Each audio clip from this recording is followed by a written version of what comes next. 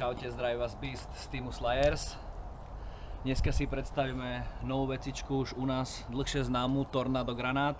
Teraz sme zvolili Tornado Impact Green Zombie. Takže čo povedať teraz o zložení Tornado granáta je poistka. Vnútri sa nachádzajú 4 diely, ktoré sú vyskladané spolu s poistkou vlastne pri rôznom manipulovaní či hýbaní nejakom. Vám sa granát sa proste neodistí. Granát sa odistí vtedy, ak dopadne na nejaký tvrdý povrch, vtedy sa rozpršia všade guličky, že uteká čo najrýchlejšie.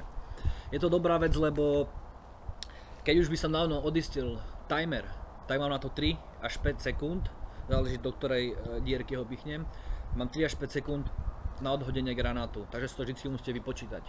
Toto je dobré, že odistený, ale furt je safe, takže po náraze exploduje. Teraz zase môžem ho zavrieť, odložím si ho a môžem ho použiť zase kedykoľvek. Čo sa týka timeru, super vec, ale jediná vec, že musíte ho hodiť, ináč ho nemôžete vrátiť do pôvodnej pozície ako tento a môžete ho použiť zase kedykoľvek. Teraz sa vráťme k impactu. Čo povedať?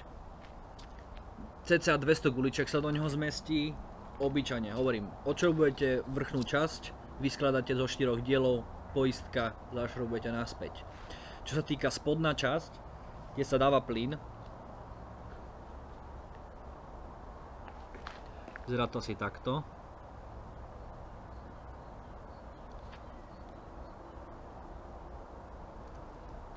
Sem sa dá plyn, granát sa zaistí,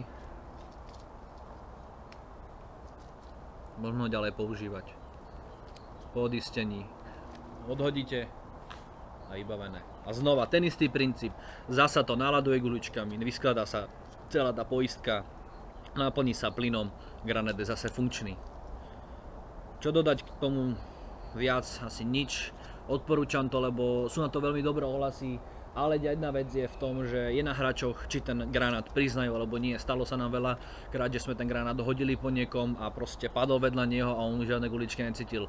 Není to nejaká šleha, že vám to tornádo roztrhá nejak veci alebo nič, čoho sa nemusíte bať. Z mojej strany odporúčam určite kúpiť tento granát. Je ich viacej na trhu, sú rôzne, ako som povedal, Timer, Impact, sú ešte aj iné. Jediná vec, ktorá sa mi na týchto granátoch nelúbi, je tento umelý spodok, ktorý sa dá nahradiť určite za rôzne iné spodky, kovové, či už alebo plastové, je to na vás, dá sa to dať vyrobiť, lebo je to dosť mäkký plast tento spodok, takže musíte potom vlastne jedine kúpiť nový a dosť rýchlo sa to opotrebuje, záleží, ak ten granát dopadne. Tak, a teraz si ukážeme Tornado granát v akcii, len ukážeme na kúsku miesta. Takže odistíme poistku, granát chytíme a odhodíme, hej.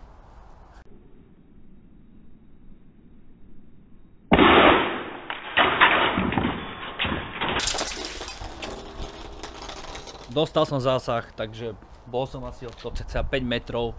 Takže super, úplne podľa mňa áno, odporúčam to aj iným kúpiť.